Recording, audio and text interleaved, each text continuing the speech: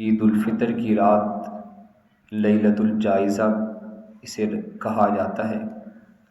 اسلام کا یہ کمال ہے کہ اسلام نے ہر رات کے احکامات اور ہر دن کے احکامات ارشاد فرمائے ہیں۔ احادیث مبارکہ میں ہے، امام بیہقی رحمۃ اللہ علیہ نے شعب الایمان میں لکھا ہے کہ جب عید الفطر کی رات ہوتی ہے تو اس کا نام آسمانوں پر لیلۃ الجائزہ یعنی انعام کی رات سے لیا جاتا ہے، اور جب عید کی صبح ہوتی ہے تو حق تعالی شانہ فرشتوں کو تمام شہروں میں بھیجتے ہیں۔ وہ زمین میں اتر کر تمام گلیوں راستوں کے کونوں پر کھڑے ہو جاتے ہیں، اور ایسی آواز سے کہ جس کو جنات اور انسانوں کے علاوہ ہر مخلوق سنتی ہے پکارتے ہیں۔ وہ یہ کہتے ہیں کہ اے محمد صلی اللہ علیہ وسلم کی امت، اس کریم رب کی درگاہ کی طرف چلو جو بہت زیادہ عطا فرمانے والا ہے اور بڑے بڑے قصور کو معاف فرمانے والا ہے۔ پھر جب لوگ عیدگاہ کی طرف نکلتے ہیں تو حق جل شانہ فرشتوں سے دریافت کرتے ہیں کیا بدلہ ہے اس مزدور کا جو اپنا کام پورا کر چکا ہو۔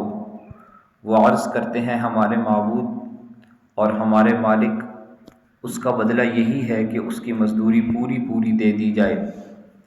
تو حق تعالی شانہ ارشاد فرماتے ہیں کہ اے فرشتوں، میں تمہیں گواہ بناتا ہوں، میں نے ان کو رمضان کے روزوں اور تراویح کے بدلے میں اپنی رضا اور مغفرت عطا فرما دی ہے۔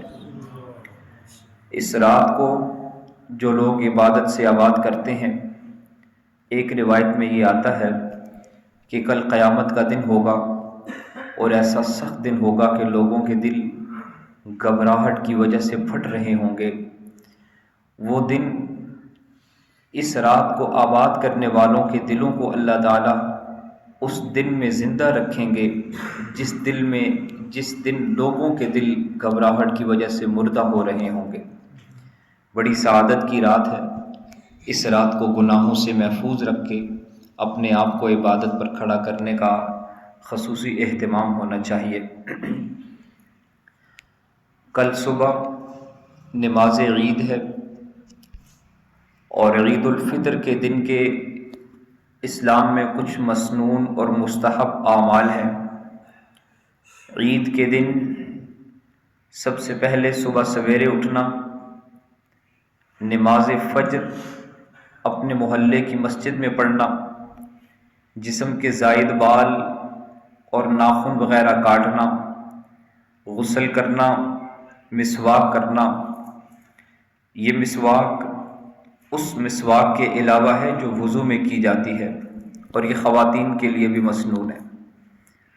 جو کپڑے پاس ہوں ان میں سے اچھے عمدہ کپڑے پہننا، نئے ہوں تو نئے پہن لیے جائیں، ورنہ دھلے ہوئے صاف کپڑے پہنے جائیں۔ خوشبو لگانا، اور یہ حکم صرف مردوں کے لیے ہے۔ اگر صدقۃ الفطر ابھی تک ادا نہ کیا ہو تو عید کی نماز سے پہلے ادا کرنا۔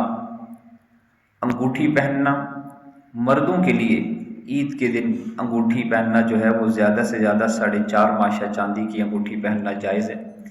اس سے زیادہ یا اس کے علاوہ کسی اور دھات کی انگوٹھی پہننا جائز نہیں ہے۔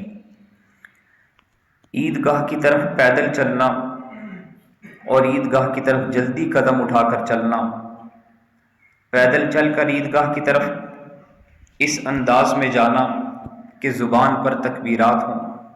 البتہ اگر کوئی عذر ہو تو سواری پر جانے میں کوئی مضائقہ نہیں۔ نماز عید عیدگاہ میں ادا کرنا، البتہ اگر کوئی عذر ہو، بارش ہو، دشمن کا خوف ہو، یا عیدگاہ میں کوئی اور مسائل ہوں تو اپنے محلے کی مسجد میں نماز عید ادا کر لی جائے۔ عیدگاہ کی طرف جاتے ہوئے آہستہ آواز میں تکبیرات تشریق کہتے ہوئے جانا، گپ شپ سے پرہیز کرنا، اور عیدگاہ پہنچ کر تکبیرات بند کر دینا۔ تکبیرات تشریق اللہ اکبر، لا الہ الا اللہ واللہ اکبر، اللہ اکبر، وَلِلَّهِ الْحَمْدُ۔ عید الفطر کی نماز سے پہلے کچھ کھا لینا، اگر میٹھی چیز ہو، کھجور ہو، چھوارے ہوں یا اور کوئی اس طرح کی چیز ہو تو طاق عدد میں کھانا بہتر ہے، اور اگر اس کے علاوہ کوئی اور میٹھی چیز ہو تو بھی کھا لی جائے۔ نماز عید ادا کرنے کے بعد واپسی پر راستہ بدل کر آنا، ہر کسی سے خوش اخلاقی سے پیش آنا، بشاشت کا اظہار کرنا، غیظ و غضب سے، غصے سے پرہیز کرنا، اور اپنی وسعت کے مطابق مستحقین اور مساکین کی مدد کرنا، اپنی حیثیت کے مطابق اپنے گھر والوں پر کھانے کے اعتبار سے کشادگی کرنا، اور اگر ممکن ہو تو عید کے دن جبہ پہننے کا بھی اہتمام کرنا چاہیے۔ علامہ طحطاوی رحمۃ اللہ علیہ نے لکھا ہے۔ اور آخری بات کہ عید کے دن ایک دوسرے کو مبارکباد دینا، لیکن یہاں یہ بات ضرور پتہ ہونی چاہیے کہ عید کی مبارکباد دینا کوئی شریعت میں مسنون عمل نہیں ہے، گلے لگا کر ملنا کوئی مسنون عمل نہیں ہے۔ بس عید کا دن چونکہ خوشی کا دن ہے، اس مسرت کے پیش نظر ایک دوسرے کو مبارکباد دینے میں کوئی مضائقہ نہیں ہے۔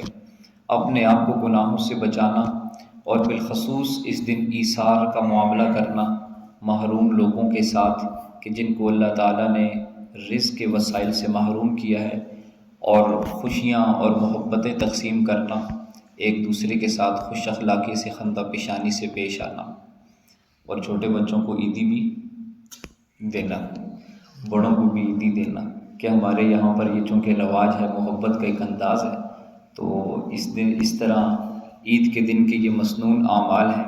اپنے آپ کو گناہوں سے بچا کر اس دن کی عبادت کا اہتمام کیا جائے، اس لیے کہ ہم نہیں جانتے کہ آج ممکن ہے رمضان ہم سے جدا ہو رہا ہو، اور یہ بھی ممکن ہے کہ ہم ہمیشہ کے لیے رمضان سے جدا ہو رہے ہوں۔